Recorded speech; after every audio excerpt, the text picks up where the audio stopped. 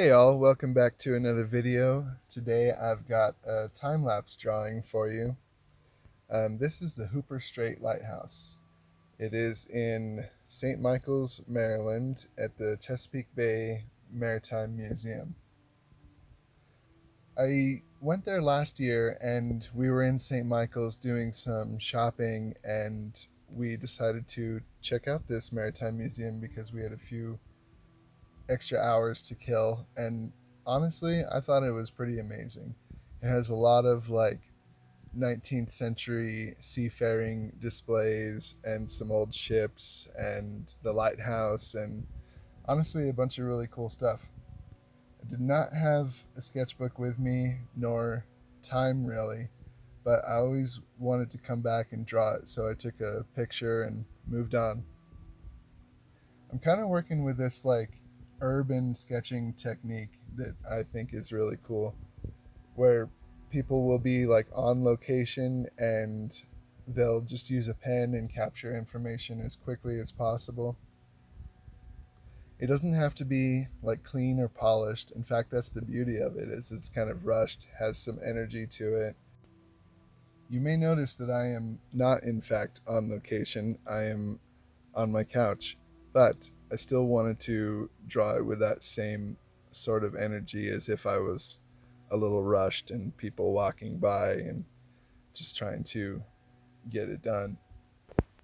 I think I dedicated in total to this project about 12 minutes. I am going to come back and color it though, so get that out soon. But that was really the goal, is what can I do in 15 minutes worth of time. Usually the best way to go about it for me is to use a fine liner.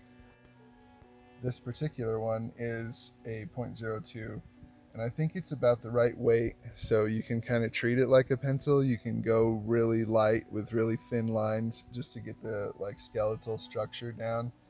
So I've got the house down, and now I can come back and I can kind of clean up. I add a lot of hatching for shading, lines for wall paneling, for molding, roof shingles, whatever else. But just basically you're adding detail as you go, and that process kind of cleans up the entire drawing as you go. As long as your perspective is in check and the overall skeletal structure is there, I think it doesn't matter if there's a few stray lines.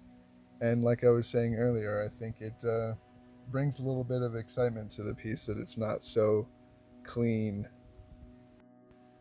I mentioned that I think I want to color this probably with watercolors. Another great reason to use fine liners, they tend to be pretty water fast. If I wasn't going to color it with watercolors, I would probably just use gray markers or an ink wash, just to really accentuate some of the contrast in the shadows and the lights, just to kind of finish it all up. But as far as for a line drawing, I think it's just about near complete, just the way it is. I did not add any of the surrounding buildings or area. It's actually in quite a populated place. In my drawing, it just kind of looks like it's in the middle of the ocean, but that's fine too. I hope you're enjoying these little drawings that I'm making. I plan to put out more videos, and I just want to keep the YouTube channel going. I know it was down for a few years there, honestly.